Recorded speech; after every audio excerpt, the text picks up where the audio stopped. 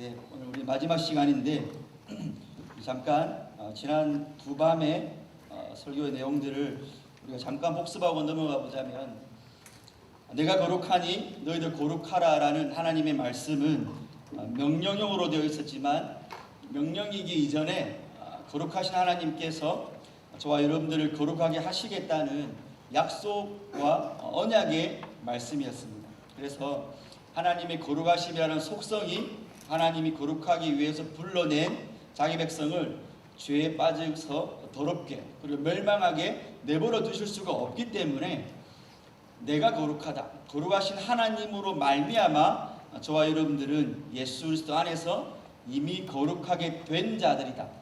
거룩이 확정되었기 때문에 확정적 성화가 이미 우리에게 이루어졌다라고 말씀을 드렸습니다.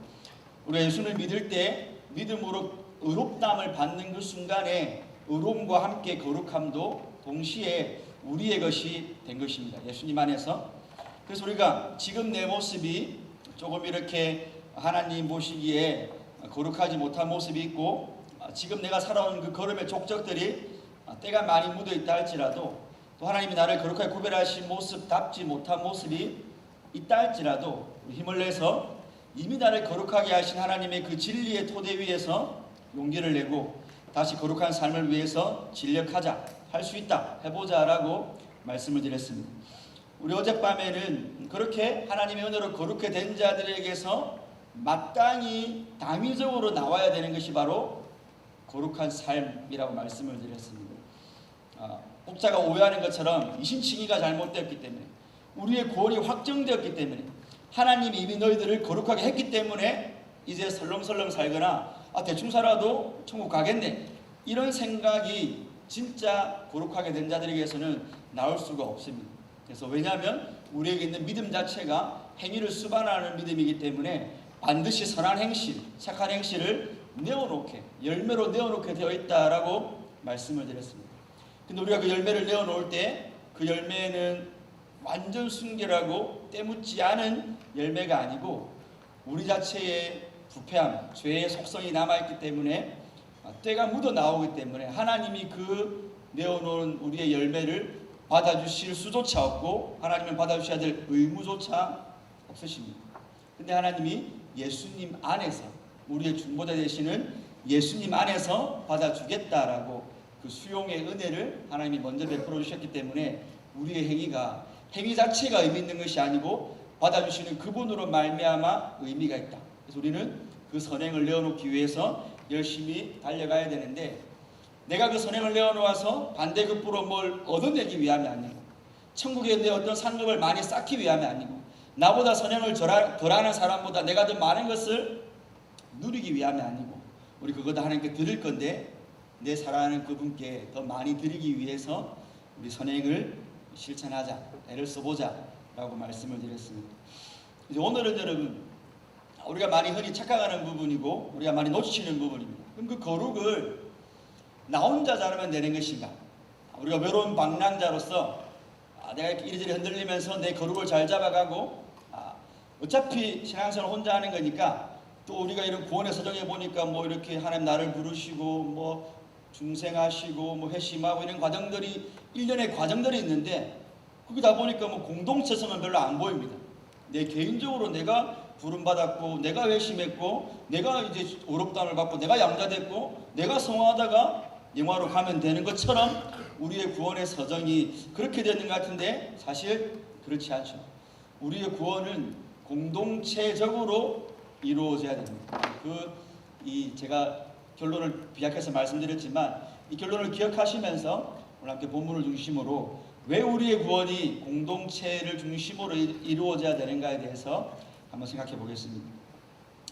여러분 잘 아시겠지만, 또 매스컴을 통해서 많이 보셨겠지만, 우리나라의 1인 가구 수가 상당히 늘어났습니다. 한 통계를 보니까 우리나라 1인 가구 작년 통계에 574만 가구로 전체 가구의 30%가 여러분 1인 가구입니다. 그러니까 우리가 주위를 둘러서 새집 건너 한 집은 혼자 살고 있는 겁니다. 그래서 혼밥, 저는 혼밥은 뭔지 알았는데 혼영, 혼행 이런 거 들어보셨어요 여러분? 혼영, 혼행. 저 찾아보니까 혼영은 혼자 영화 보는 거, 혼행은 혼자 여행 가는 거를 뜻한다고 하더라고요. 그러니까 이런 단어들이 더 이상 낯선 게 아닙니다. 그래서 여러분 이런 솔로 이코노미도 요즘에 이렇게 흥행하고 있다고 합니다. 편의점에도 1인 좌석을 이렇게 놓아두고 또 어떤 상품을 1+1으로 구매하면 1인 가구에서는 사실 그다 소비를 빨리 못하니까 하나는 미리 맡아주는 거예요. 그래서 하나를 다 쓰면 그 플러스된 하나를 다시 가지고 오게끔. 그러니까 얼마나 1인 가구가 많고 또 이런 것들이 찾는 사람이 수요가 있으니까 이런 공급도 있지 않겠습니까? 이처럼 어느새 개인화라는 게 우리 사회에 깊게 뿌리를 내렸습니다. 이제 혼자 살아가는 것이 더 이상 낯설지 않고 그러다 보니까 이게 낯설지 않으니까 여러분 원래 인생이 타락하고 그 삼위 하나님의 어떤 연합 또 공동체성이죠 여러분. 하나님이 남자가 독차한 것이 좋지 못해서 아내를 준 것도 공동체성이죠. 남자와 여자가 원래 하나가 인간이 아닙니다 여러분. 사람이라는 단어 자체가 남녀를 합한 거지 않습니까? 사람이라는 단어가. 근데 타락하고 인생에게 이 개인성, 이기주의가 찾아왔거든요. 근데 그 원래 인간의 타락하고 온 그 이기주의가 이제 이 개인화와 맞물리면서 너무나 자연스러워진 겁니다.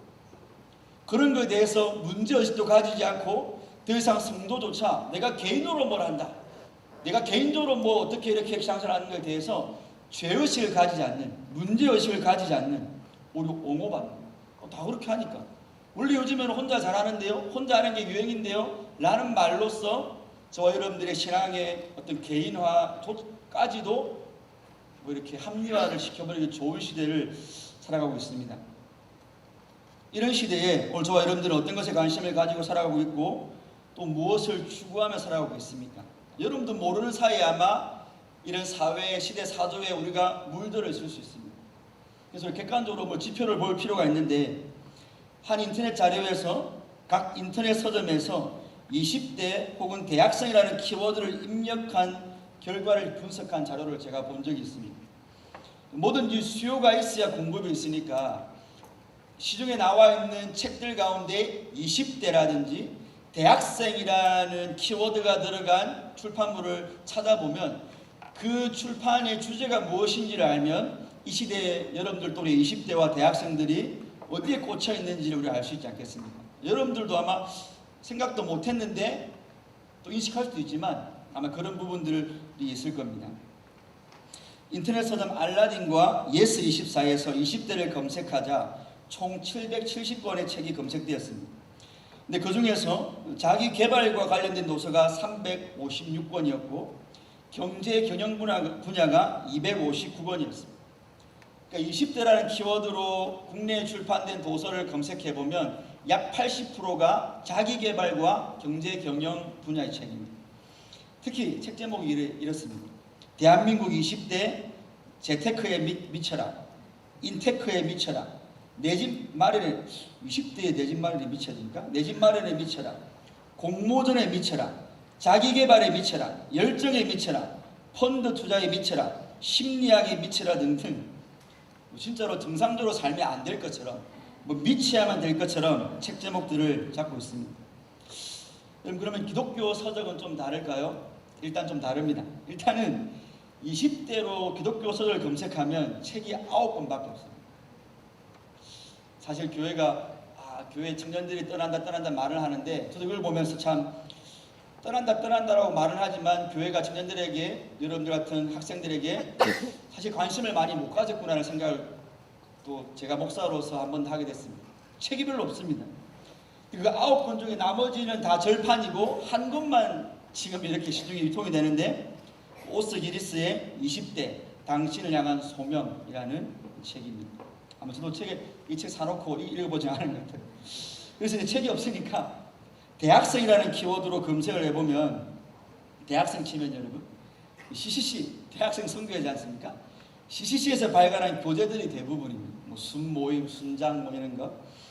개중에 눈에 띄는 것이 대학 청년들의 학업 성공을 위한 7가지의 성공 원리, 스펙 종결자가 되는 A+ 대학생활 시크릿. 이거는 여러분 굳이 기독교 서적이 안 있어도 일반 서적의 자기개발 분야에서도 전혀 어색하지 않은 책 제목들이죠. 이런 책들이 있습니다. 현실이 이렇다 보니까 멀쩡한 사람도 무엇인가에 미치지 않으면 낙오하고 도태될 것 같죠. 불안한 겁니다. 미쳐야 됩니다. 미쳐야 되는 것처럼 보여야 됩니다. 근데 세상이 강요하는 그 미침의 대상이 바로 놀랍게도 여러분 자신입니다. 물론 여기서 자신은 여러분의 개인 자아를 말하기도 하지만 자아의 확장, 여러분의 비전, 학업, 취업, 이성관계의 성공, 노보장 등등 자신에게서 확장된 모든 것을 포괄하는 개념입니다. 나와 관련된 모든 것에 미치라는 겁니다. 그리고 나와 관련된 아는 것에는 일단은 신경을 끊고 일단 거기에 미쳐라. 그래야 너의 삶이 보장이 된다는 식으로 세상이 여러분들의 코너로 몰고 가고 있습니다. 그러니까 뭘 해도 결국 자기 자신을 위해서 할 뿐인 겁니다.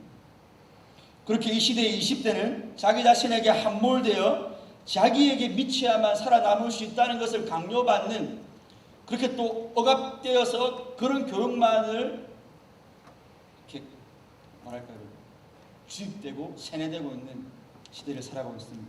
불쌍한 거죠. 불쌍한 겁니다. 이처럼 자기밖에 모르는 시대적 조류와 함께 이 한국 교회에도 성화를 개인적 차원의 문제로 의식하는 경향이 팽배합니다. 그래서 교회에 문제가 생기거나 교회 생활이 불편해지면 교회를 떠나서 교회 밖에서 신앙생활을 하려고 하고, 교회에 나오기는 나오되 다른 지체들 간의 관계는 끊어버리고 저 모퉁이 한쪽 구석에서 신앙생활을 하려고 하는 그런 것들이 대세입니다. 여러분 잘 아시는 가나안 성도만 해도 그렇지 않습니다. 교회가 힘드니까, 교회가 싫으니까 나가자는 거예요. 교회 나가지 말자는 겁니다. 나가서 딴 데로 가자는 겁니다. 그러니까 비록 교회는 떠나더라도 개인의 신앙만 있으면, 내가 신앙 고백을 잘하고 있으면 구원받는데 아무런 문제가 없다고 생각하기 때문입니다. 그러나 성화는 개인적인 차원, 우리 여러분의 거룩하게 됨은 우리가 추구해야 될 확정적 성화와 이제 그 성화가 예수님의 재림 때 완성되기까지의 과정에 이루어야 될 그 점진적 성화는 절대로 여러분의 개인적 차원으로 이루어지는 게 아닙니다. 오히려 교회적 차원으로 함께 일어납니다. 그리스도께서 구속 사건을 성취하신 이후에 성령을 보내심으로 교회가 탄생했죠. 여러분 50절, 구속의 은혜를 적용하는 성령의 역사가 언제나 교회를 통해서 지금도 발생하고 있습니다. 이것은 하나님께서 죄인들을 부르시고 거룩하게 하시는 성화의 역사를 위해서 교회를 세우셨다는 것에 대한 방증입니다. 근거가 됩니다. 우리는 본문의 성경 진리를 통해서 이 사실을 확인할 수 있습니다. 사도 바울은 에베소서 오늘 본문의 앞절까지 해서 예수 그리스도로 말미암아 죄와 허물로 죽었던 자가 살아나고 그 죄로 말미암아 분열되었던 이방인과 유대인 사이의 담도 허물어지고 이제 예수 그리스도 안에 있는 한 세 사람이 교회다라고, 그게 너희 에베소 교회다, 너희도 이제 그 에베소 교회가 한 세 사람이 되었다라고 진술했습니다. 특별히 에베소서 2장 15절에서 이는 이 둘로, 여러분 여기서 이 둘은 유대인과 이방인인데 이 당시는 이제 헤브라이즘과 히브리즘, 그러니까 유대인들과 이방인들은 사실은 온 세계를 다 상징하는 겁니다. 꼭 유대인과 이방인을 나눌 필요는 없고 전 세계 민족 가운데 택자를, 이 둘을 하나님이 이렇게 세 사람으로 화평하게 지었다라는 것입니다. 이것은 전에 없던 일입니다. 전에 없던 일. 예수님 안에 있는 새로운 인류가 탄생했다는 걸 보여주는 겁니다. 이 새로운 인류는 타락한 첫사람 안에 있는 아담의 후손들이 아니고 마지막 아담이신 예수님 안에서 새로운 피조물이 된 종말론적 새 인류입니다. 여기 종말론이라는 말은 여러분, 우리가 하나님 나라에서 원래 누릴 그 하나님의 백성의 형상을 여러분이 미리 땡겨서 살고 있는 겁니다. 이미와 아직의 차원에서 아직 완성된 그건 아니지만 여러분이 이미 하나님 나라의 종말론적인 백성의 삶을, 그 형상을 우리가 끌고 와서 여러분 누리고 있는 겁니다. 그래서 우리가 종말론적 새 인류다라고 말을 하는 겁니다. 이 바울은 이 종말론적 새 인류에 대해서 한 사람, 하나의 사람이다라고 단수로 말하고 있는 게 의미심장하죠. 그러니까 하나의 유기체라는 겁니다. 그 안에 뭐 이스라엘 사람도 있고 아프리카 사람도 있고 중동 사람도 있고 아시아 사람도 있고 유럽 사람도 있고 다 있는데 한 인류라는 한 유기체로 한 새로운 종말론적 인류로서 존재하기 때문에 단수를 썼던 겁니다. 그러니까 이런 진술을 하고 나서 바울이 그러므로라고 19절을 시작하는 거죠. 이런 인과접속사는 중요하죠, 여러분. 그 뒤에 이야기가 앞에 걸 근거로 하고 진행되기 때문에. 그러니까 그런 예수님 안에서 한 인류가 되었고 종말론적 새 인류가 탄생했는데 그러므로라고 하면서, 그래서 에베소 너희 이방인들도, 에베소 교회도 너희가 그전에는 언약 밖에서는 하나님께 외인이요 세상에 소망도 없고 하나님도 없는 자였는데 이제 하나님과 나라의 동일한 시민이 되었고 하나님의 권속이 되었고 함께 지어져가는 성전이 되었다라고 말을 하고 있습니다. 사도 바울은 에베소 교회를 가리켜서 하나님 나라의 시민이라고 하면서 에베소 교인이 속한 울타리를 제공해 주는 거죠. 에베소라는 도시에 살고 있지만 로마에 속한 나라의 도시이지만 하나님 나라는 두 나라에 속한 겁니다. 그 울타리가 에베소 도시를 넘어서는 두 나라 국민으로 살아가는 거죠. 근데 더 중요한 건 우리가 하나님 나라에 속해 있다, 하나님 나라의 시민이다라는 겁니다. 그러면서 울타리를 설명해 주고 가족이라고, 권속, 가족이라고 하면서 그 안에서의 유대관계를 말해줍니다.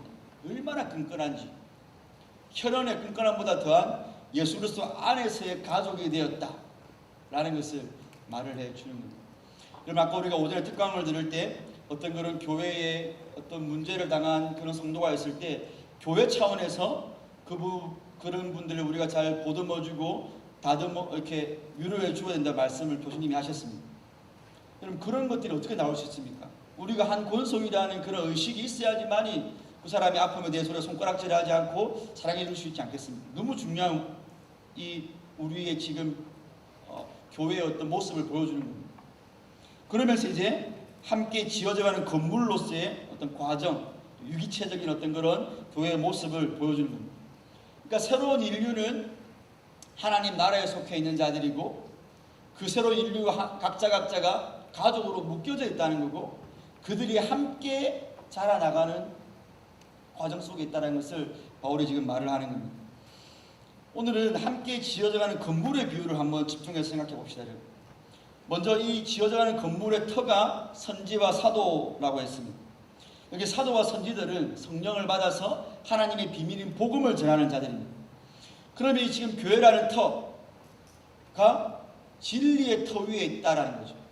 사도와 선지의 터 위에 있다는 것은 복음의 터, 그 진리의 터, 진리 대신 예수 그리스도의 터 위에 세워져 있다는 겁니다. 그러면 우리가 교인이라고 다 교회로서 존재하는 것이 아니고 그 교회 진리의 터에 속해 있는 사람이 바른 기독교 진리를 소유하지 못하고 있다면 사실 그 사람은 교회가 아닌 겁니다, 여러분. 그래서 우리가 교회 일치를 말할 때도 타종교하고 타종파하고 좋은 게 좋은 식이다, 연합하자 이런 말이 말이 안 되는 게 진리의 일치가 전제가 되지 않은 연합은 도무지 불가능한 겁니다. 터가 다른 겁니다. 다른 터 위에 어떻게 같은 건물을 세웁니까? 진리의 일치성이 전제가 되어야 됩니다. 마찬가지로 우리도 마찬가지입니다. 같은 공간, 같은 시간에 같이 예배를 드리고 같은 활동을 하지만 여러분 각자가 복음에 무관심하거나 복음에 무지하거나 다른 지체들과 그리스도의 복음을 공유하지 못하고 있다면 저 여러분들도 마찬가지, 여러분 개인도 다른 터 위에 있는 교회 밖에 외인에 불과하다는 사실을 우리가 두렵고 떨리는 마음으로 자기 자신을 확인할 필요가 있습니다.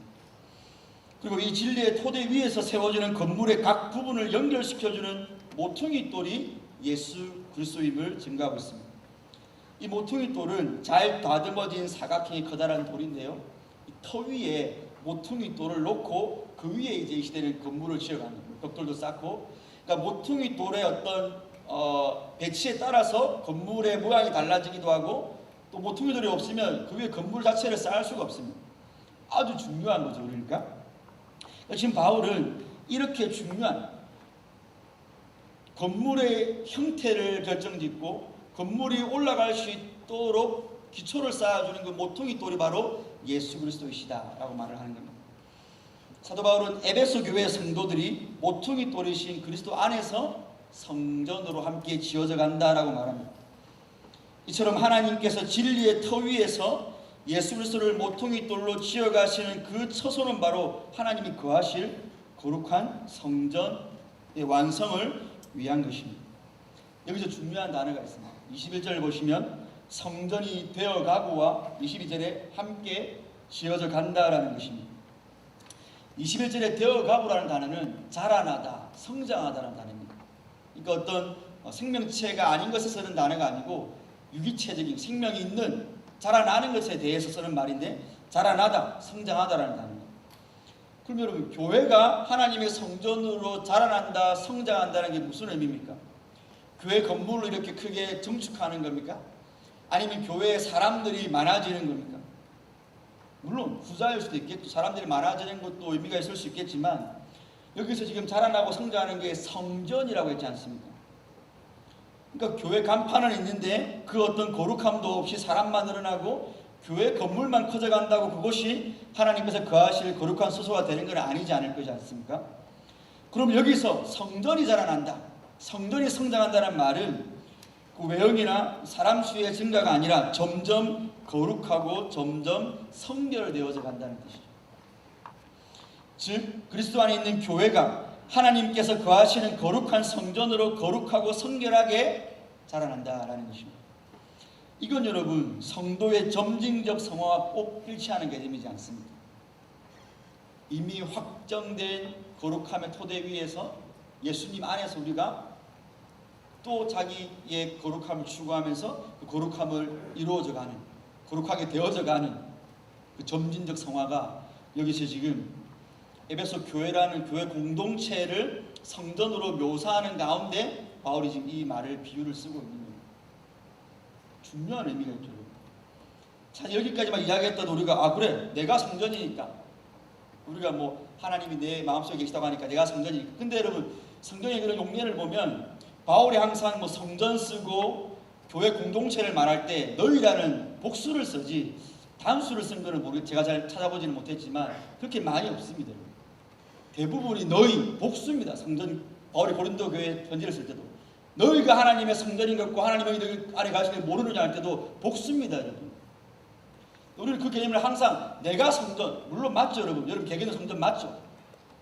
그러나 교회가 강조하는 것은 복수로서의 성전의 개념입니다. 여러분 전체가 다 성전으로 하나님 앞에 존재하는 겁니다. 공동체로. 여러분이 그렇기 때문에 바울은 22절에서 너희도 성령 안에서 하나님이 거하실 소소가 되기 위하여 그리스도 안에서 함께 지어져 가느니라. 이걸 증거해 주는 거죠. 여러분들이 구원을 받아서 하나님의 성전으로 더욱 거룩하게 되어 간다는 것은 가장 본질적으로 예수님과 연합을 전제하는 거죠. 근데 여러분 예수 연합해서 구원받았다면 그 예수님은 모퉁이 돌이십니다. 그러니까 웃기는 거죠. 내가 구원받았다. 근데 그 구원은 예수 연합이 안 되면 안 됩니다. 근데 그 예수님은 나와 다른 사람을 연합시켜주는 또 모퉁이 돌이십니다. 근데 내가 교회에 속하지 않겠다. 나는 교회를 벗어나 생활하겠다. 나는 교회 중심의 신앙생활은 따분하고 힘이 들고 시험 드니까 나는 교회 밖에서 활동하겠다가 얼마나 말이 안 되는 겁니까 여러분. 그것도 목사님의 책에 가면 목은 자르고 몸만 다니겠다는 거라고 했거든요. 괴물입니다. 괴물. 그건 사람이 아니죠. 목은 없고 그리스도가 우리의 머리신데 교회의 머리인데 목은 자르고 이렇게 다니면 여러분 그 이상한 거지 않습니까? 근데 우리가 그걸 추구하고 있다니까요. 이 시대의 사람들이 그게 마치 트렌드인 것처럼 교회 밖에 신앙생활하고 교회에 얽매이지 않는 게 신앙생활을 잘하는 것처럼 기형을 정상이라고 하고 정상을 기형이라고 하는 시대를 비정상적인 시대를 살아가고 있는 겁니다. 그러므로 여러분이 예수 그리스도로 말미암아 지체들과 함께 하나님께서 거하실 성전으로 지어져 간다는 사실은 너무 중요한 겁니다. 여기에 교회적 성화가 있는 겁니다. 여러분은 결코 자기중심적으로 천상천하 유아 독존식의 거룩함을 이뤄가는 자들이 결단코 아닙니다. 그럴 수도 없고요. 인간이 세운 모든 윤리관은 무엇이든지 개인의 인격의 완성을 주장합니다. 여러 가지 철학과 사상들이 해야 할 것과 해야 하지 말 것을 때와 장소에 맞는 행동거지를 가르치면서 결국 부절히 추구하는 것은 더 고상하고 품이 있는 한 인격체의 성숙과 완성을 목표로 합니다. 하지만 그리스도인들이 추구하고 완성에 도달해야 할 거룩함이란 세상 철학과 윤리가 추구한 것과 다릅니다. 왜냐하면 그리스도에게 속한 성도는 그 사람의 인격이 단독으로 존재하지 않기 때문에 그렇습니다. 성도는 그리스도와 연합된 순간 자기 자신에 대한 인식인 자아의식이 이제 내가 예수님의 몸의 한 일부가 되었다라는 교회 아의식으로 그 자아인식의 변화가 반드시 수반되어야 됩니다. 여러분은 자아라는 인식을 자라면서 하셨지 않습니까? 내가 있지. 나란 존재가 뭘까? 내가 어디서 왔지? 어디로 가지? 뭘 해먹고 살지? 나는 왜 이렇지? 이런 자아인식을 했지 않습니까?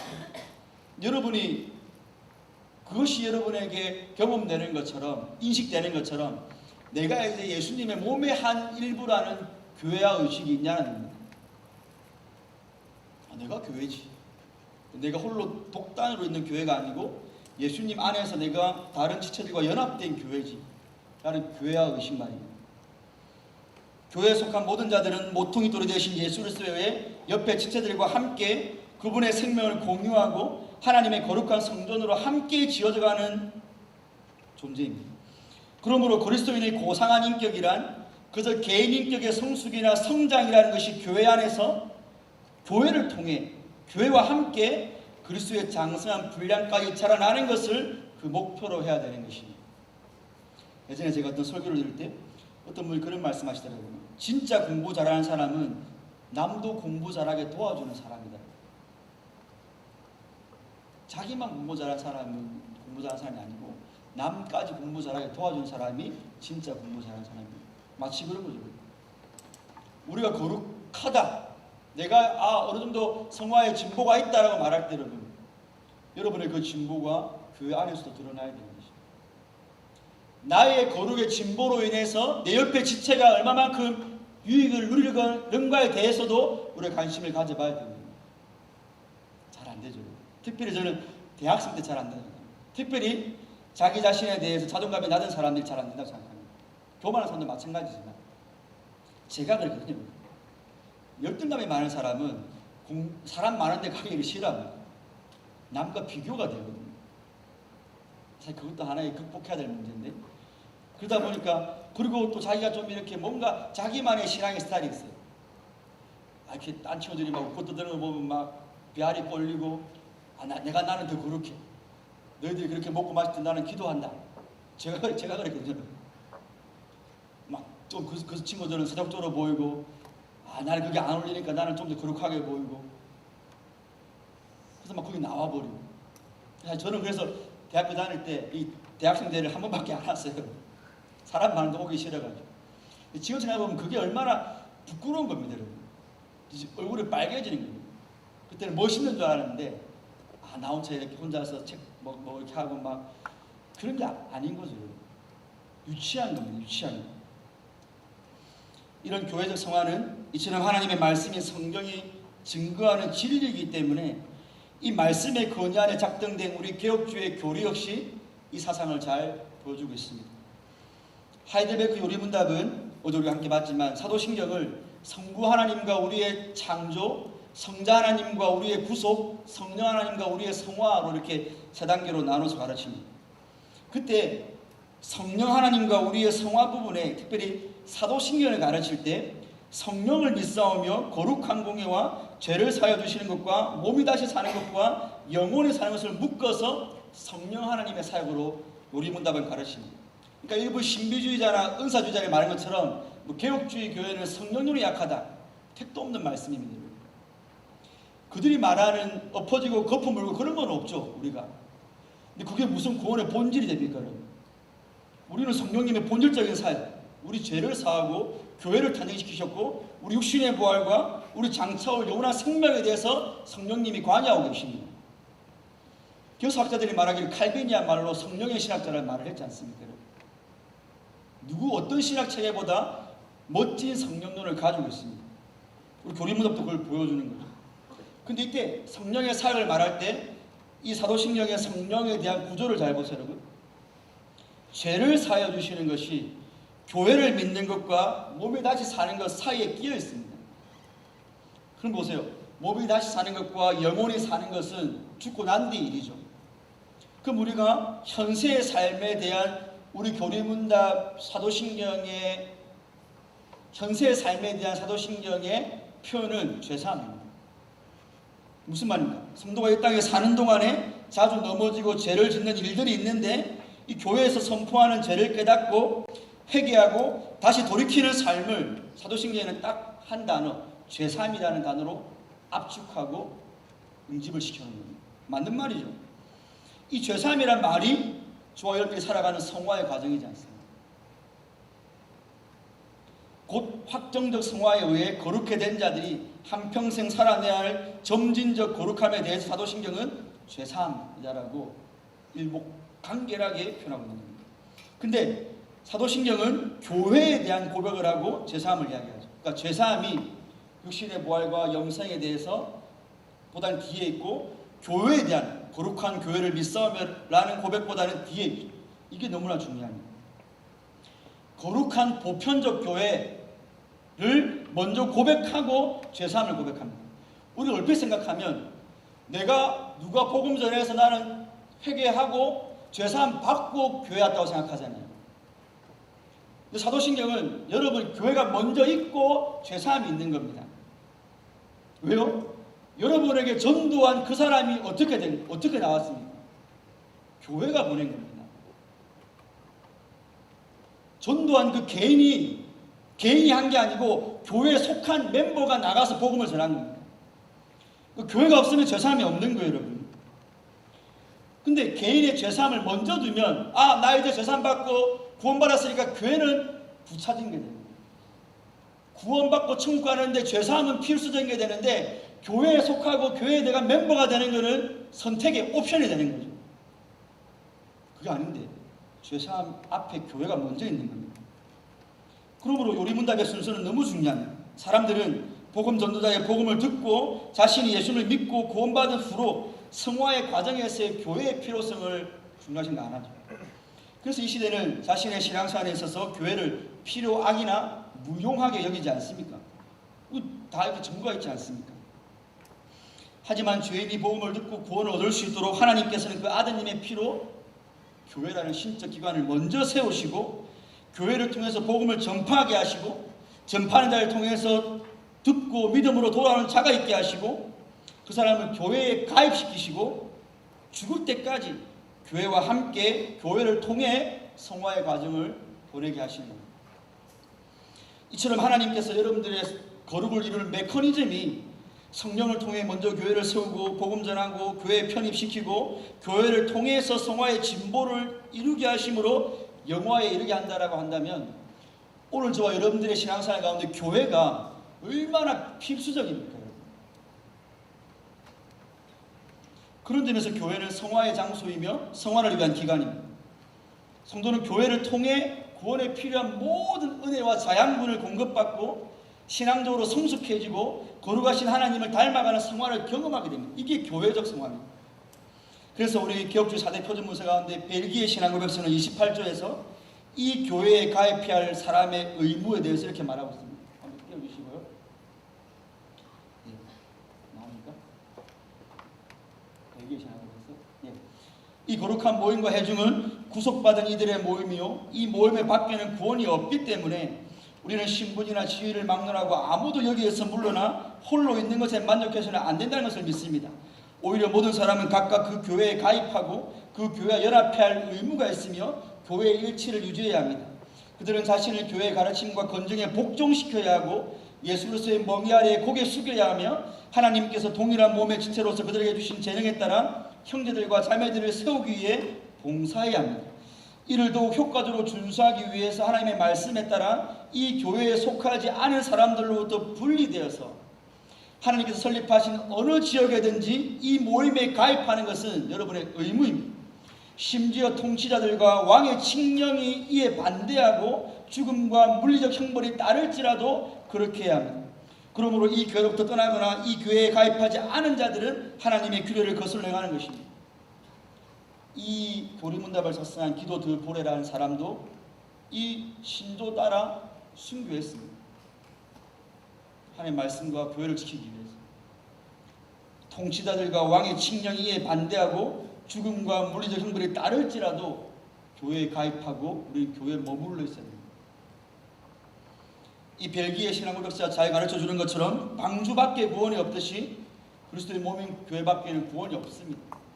이 말은 천주교가 너무나 많이 오용하고 악용해서 마치 교황이 있고 신부가 있고 사제가 있는 제도적 교회 자체가 구원을 주는 건 아닙니다. 천주교가 말한 것처럼 그 제도적 교회 안에만 있으면 자동적으로 구원을 받는단 말이 아니고 하나님이 교회를 통해서 말씀과 성례와 은혜의 방편들과 구원의 방편 복음을 주셨기 때문에 교회에 그게 있기 때문에 교회밖에 구원이 없다는 말이지 교회 자체가 어떤 구원을 주는 그런 건 아닙니다. 그러나 하나님이 교회 안에 구원의 방편과 은혜의 방편들을 두셨기 때문에 교회밖에는 구원이 없다는 말이 틀린 말은 아니고 맞는 말입니다. 그러면 우리는 신분이나 지위를 막론하고 아무도 교회에서 물러나 홀로 있는 것에 만족해서는 안 됩니다. 오히려 교회에 가입하고 그 교회와 연합하여 교회의 머리 대신 예수님의 통치를 받고, 이게 추상적입니까 여러분? 하늘 보좌 우편에 계신 예수님의 통치를 받는 게 추상적입니까? 예수님의 왕직, 선지자직, 제사장직을 받는 게 그게 추상적입니까 여러분? 아닙니다. 예수님의 선지자직은 세우신 말씀의 봉사자인 목사님을 통해서 지금도 매주마다 시행되고 있습니다. 예수님의 제사장직은 성례를 통해서 지금도 우리가 성례를 통해 은혜를 받습니다. 예수님의 왕직은 권징을 통해서 우리 예수님의 왕직을 날마다 우리가 그 안에 있습니다. 추상적인 게 아닙니다. 예수님이 당신의 몸인 교회를 머리로서 지금도 말씀과 성례와 권징으로 다스리고 계십니다. 그리고 교회 다른 체들을 섬김으로 그들을 그리스도의 몸으로 세워나가는 그 일을 통해서 우리가 우리 자신의 성화의 진보를 이루어야 됩니다. 그래서 우리가 이렇게 생각할 수 있죠. 그러면 무용교회가 있으니까요 목사님, 비가시적인 교회가 있으니까 우주적 교회가 있으니까 굳이 꼭 제도적 교회에 이 가시적인 교회에 내가 머물러 있어야 됩니까? 가시적 교회는 가라지도 있고 시험도 있고 싸움도 하고 막 그런데 저는 그 꼴 보기 싫은데요. 에베소서 4장 11절로 14절에 그가 어떤 사람은 사도로, 어떤 사람은 선지자로, 어떤 사람은 복음 전하는 자로, 어떤 사람은 목사와 교사로 삼았으니 이는 성도를 온전하게 하여 봉사일을 하게 하여 그리스도의 몸을 세우려 하십니다. 우리가 다 하나님의 아들을 믿는 것과 아는 일이 하나가 되어 온전한 사람을 이루어 그리스도의 장성한 분량이 충만한 데까지 이르르니 이는 우리가 이제부터 어린아이가 되지 아니하며 사람의 속임수와 간사와 욕에 빠져 온갖 교훈의 풍조에 밀려 요동하지 않게 합니다.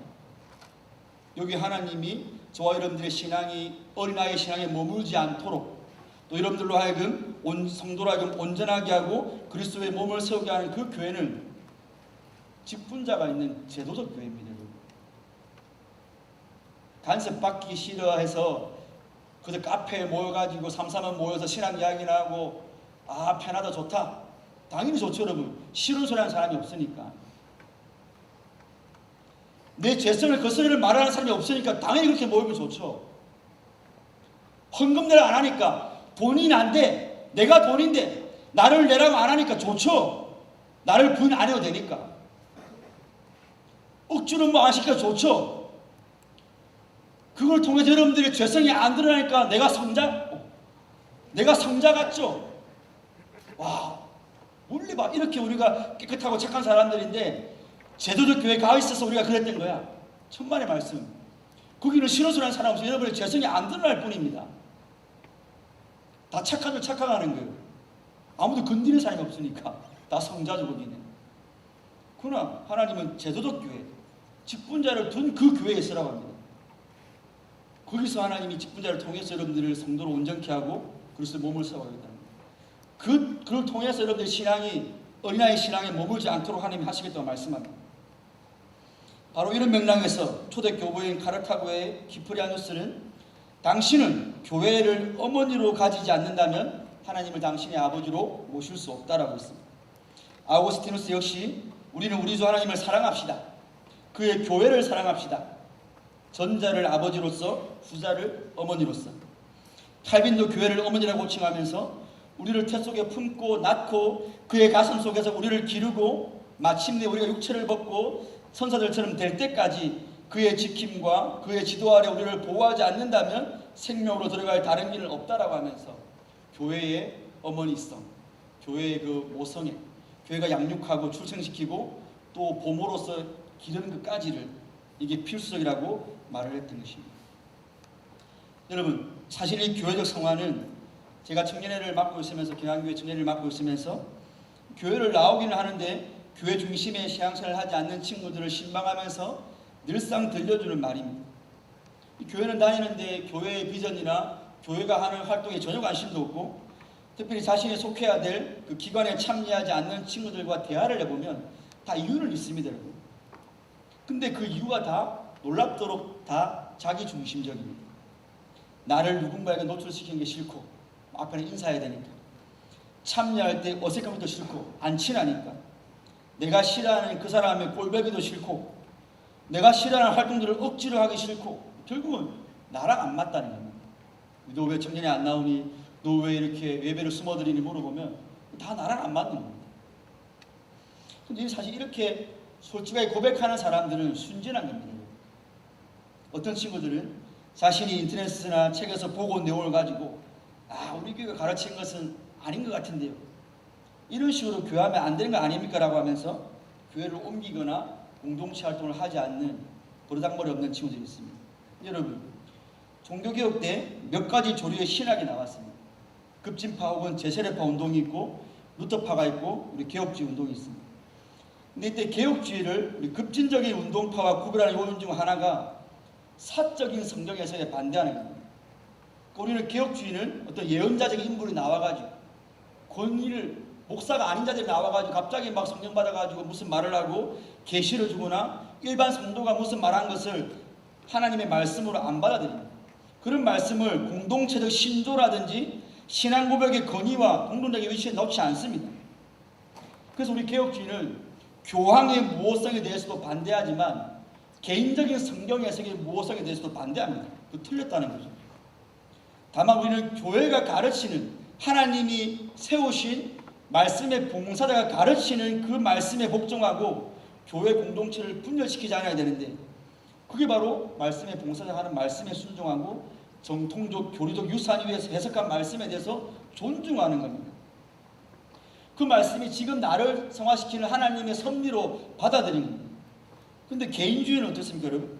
그런 공교회적 성경 해석과 정통적 신앙 고백의 권위를 무시하고 교회의 가르침에 공개적으로 반대하고 반박하는 거죠. 어디 세상 유튜브나 기독교 카페라고는 하는데 안티 수준의 카페에서 보고 온 그냥 영상 보고 와가지고 왜 우리 교회는 뭐 11조 합니까? 왜 우리 교회는 뭐 이렇게 헌금 강요합니까? 왜 이렇게 뭐 목사님 이렇게 합니까? 이런 말을 하고 있습니다. 그런 식으로 반감과 악의에 찬 질문들은 여러분 다 개인주의 정신의 발로입니다. 공교회의 신조와 또 담임 목사님이 설교한 그 하나님이 주신 그 말씀 해석권을, 말씀에 대한 봉사권을 자기는 못 받습니다. 내가 개인적으로 받아들이고 이 말씀 해석이 더 좋다는 거죠. 뿐만 아니라 개인주의는 교회가 그렇게 교회의 덕을 해치고 공동체성을 파괴하는 자들에게 훈계를 하거나 권징이라도 할랍시면 다른 교회를 가버리죠. 교회가 여기밖에 없나. 조금만 빈정이 상해도 쉽게 교회를 떠나버리는 것 역시 개인주의의 발로입니다. 저는 그렇게 생각합니다. 우리가 남에게 함부로 말하면 안 되지만 그리스도인들은 남에게 함부로 말을 들을 수 있는 정도의 역량이 돼야 되는 거예요. 누가 한마디 딱 삐껴가지고 막, 그게 아니고 여러분, 남이 나한테 뭐라 해도 그게 일리가 있고 그게 일리가 없더라도 나한테 어떤 그런 교훈이 되는 말이고 하면 받아들일 수 있는 자세가 되어 있어야 됩니다. 신앙이 좋은 사람이 있어요.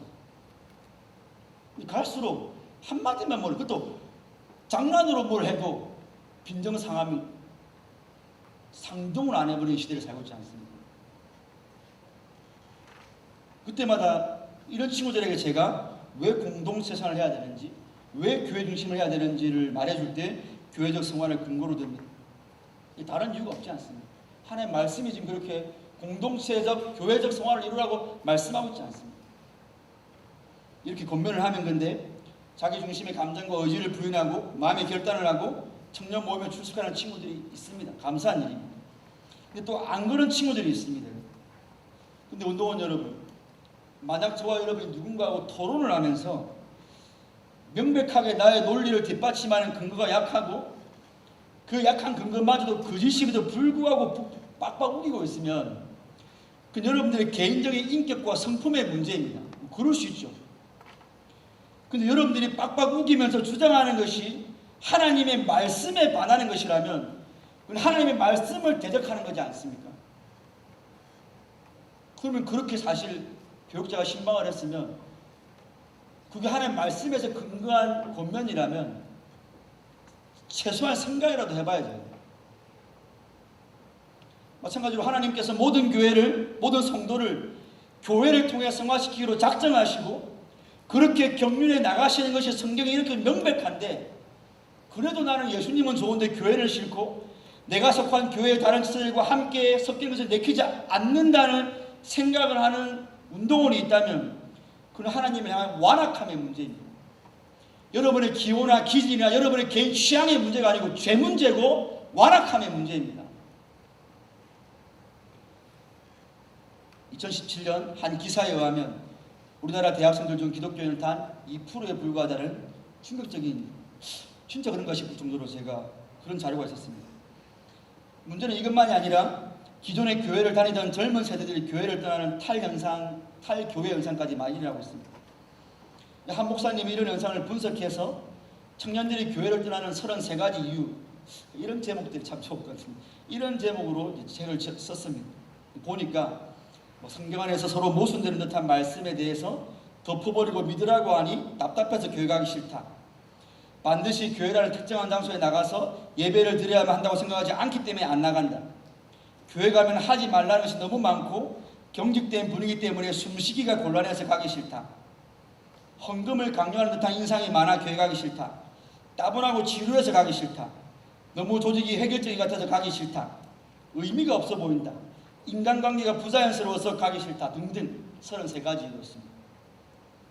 어떠세요 여러분들? 이 나라 청년들이 교회를 떠나게 만드는 이런 이유들을 접하면 동의가 됩니까 여러분? 어쩌면 여러분들도 이런 이유나 혹은 그 밖에 다른 이유들로 교회를 떠나서 좀 자유롭게 다른 분위기와 환경 속에서 신앙생활을 해보고 싶어서 교회를 옮기는 것이나 교회를 떠난 것에 대해서 심각하게 고민해 본 적이 있거나 고민하고 있는 우리 친구 있습니까? 하지만 여러분들의 인생에서 교회를 떠나야 하는 이유가 33가지가 아니라 33,000가지가 되든지 아니면 33만여 가지가 되어도 저와 여러분들은 딱 한 가지 이유만으로도 그런 생각을 접고 교회에 남아있어야 합니다. 그건 바로 그리스도께서 친히 모퉁이 돌이 되어주심으로 나와 내 옆에 지체를 연결시켜 하나님께서 거하실 거룩한 성전인 교회로 함께 지어져 가도록 하나님이 원하시고 그렇게 하고 계시고 그렇게 하실 것이기 때문에 그렇습니다. 하나님께서 창세전에 작정하신 자기 백성의 구원을 완성해 가시는 구원 경륜에 교회가 이렇게도 중요하다면 그 하나님을 섬기는 우리 역시 이 교회를 세상 그 어떤 것보다 중요하게 여겨야 되지 않겠습니까? 우리를 교회로 구원하셨고 지금도 교회로 구원하고 계시고 교회의 구원을 완성하실 우리 예수님께서 당신의 몸을 버리시기까지 우리를 사랑하셨다면 이 교회를 우리 역시 이 세상 무엇보다 사랑해야 되지 않겠습니까? 그리스도와 연합되어 이미 거룩한 자가 되었지만 여전히 남아있는 죄의 세력과 피 흘리기까지 싸우며 거룩을 추구해야 할 우리에게 말씀과 성례를 통한 은혜와 기도의 능력과 성도의 교제와 치리와 건짐을 통해 죄와 싸워 이길 힘을 공급해주는 우리의 어머니인 이 교회를 내 삶의 중심으로 삼고 이 교회를 중심하는 신앙생활을 해야 하지 않겠습니까 여러분? 너무 당연한 거지 않습니까? 사랑하는 운동원 여러분, 이 문구를 아마 잘 아실 겁니다. 제가 학교 다닐 때는 너무나 유명한 문구인데 지금은 아마 좀 회자가 덜 되는 것 같고 한물간 문구 같은데 Boys be ambitious라는 단어. 젊은이들이요 야망을 가져라. 요즘 세대는 잘 못 들어보셨죠? 이 명언은 홋카이도 대학의 전신인 사포로 농학교에 파견되어 초대 교장을 지낸 미국인 과학자이며 교육자이며 기독교인이었던 윌리엄 클라크가 한 말입니다. 적지 않은 분들이 사실 이 말을 누가 했는지 잘 모르기도 하는데 이 말 뒤에 어떤 말이 있는지 사실은 모릅니다. 대부분의 사람들은 이 문구 젊은이들이여 야망을 가지라 이걸 가지고 청년들이나 젊은 사람들에게 미래에 대한 포부와 꿈을 가지도록 독려하고 많이 썼죠. 저는 이 말을 싫어했습니다. 저는 그때 포부와 미래가 없었어가지고 그런 말 듣기 싫었는데, 근데 아마 우리 대학 분들 중에도 이 말 다음에 후반부가 뭔지 아는 사람도 있을 텐데, 제가 이 그 문구 뒤에 있는 후반부를 알았을 때 와 진짜 멋진 말이다, 너무 좋아하게 됐어요. 야망을 가지라는 말을 싫었는데 그 뒤에 문구를 알고 나서부터 너무 좋았는데, 뒤에가 이렇습니다. 청년들이여 야망을 가지십시오. 돈이나 이기심의 증대, 명예를 위하여 야망을 가지지 말며 사람들이 명성이라고 부르는 사라져가는 것을 위해서도 야망을 가지지 마십시오. 사람으로서 마땅히 되어야 하는 것을 모두 성취하기 위해서 야망을 가지십시오라는 멋진 말이 있습니다. 이렇듯 이 클라크 박사의 강의는 첫 번째 구절만 들으면 마치 젊은이들의 가슴 속에 있는 모든 야망을 지지하는 것처럼 보이죠. 개인적이고 이기적인 야망까지. 그러나 실상 이 박사님은 인간으로서 마땅히 가져야 하는 그 가치 실현을 위한 야망을 품을 것을 외쳤던 것입니다. 그가 파견기간을 마치고 본국으로 돌아가려고 할 때 아시아와는 그 일본인 학생들을 향해 던진 이 외침은 단순히 세상 사람들이 추구하는 이기적이며 자신의 배를 위할 뿐이며 이루어도 여전히 목마른 그런 야망은 적어도 아니었던 것입니다. 우리는 SFC 강령이라는 SFC만의 아주 멋진 비전이자 사명 선언문이 있습니다. 강령은 우리 운동의 본질과 정신, 비전을 담고 있기 때문에 적어도 학생신앙운동원이라면 강령에 동의하고 강령 구현을 위해 헌신할 것이며 헌신해왔던 자를 가리킵니다. SFC에 속한 지체들이라면 그 비전을 가슴에 품고 그 비전의 성취를 위하여 하나님께 기도하며 그 비전이 자신의 삶을 통해 이루어지도록 자신의 삶을 드리는 자들이지 않습니까? 그런 의미에서 여러분들에게 야망을 심어주고 싶습니다. 운동원 여러분, 야망을 가지십시오.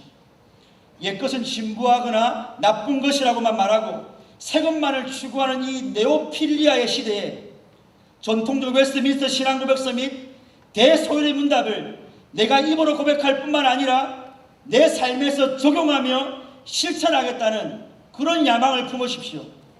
운동원 여러분, 야망을 가지십시오.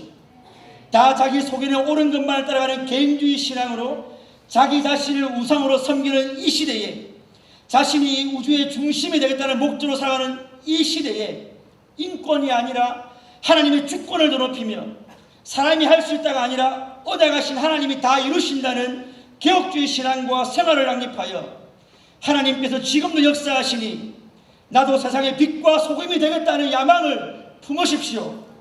운동원 여러분, 야망을 가지십시오.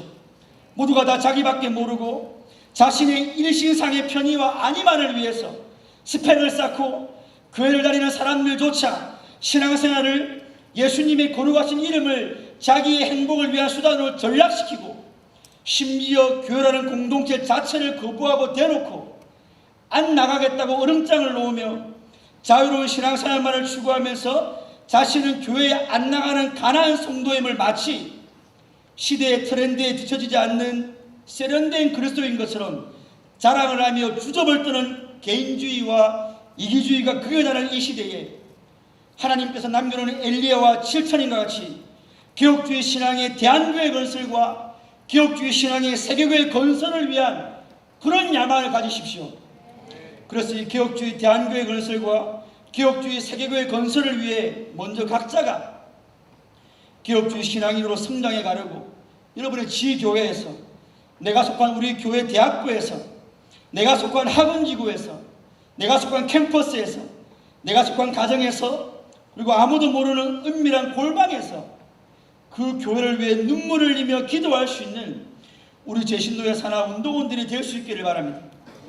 앞을 보고 뒤를 보고 옆을 봐도 모두가 다 교회를 욕하고 손가락질하며 교회가 자정 능력을 상실하고 더 이상 거룩하지 않아서 불신자는커녕 교회 안에 있는 사람들조차 구원할 능력조차 없다고 비웃어도 우리 하나님께서는 여전히 당신의 교회를 모으신 교회를 지키시고 보호하시며 그리스도 안에서 더욱 거룩하고 자라게 교회를 통해서 하십니다.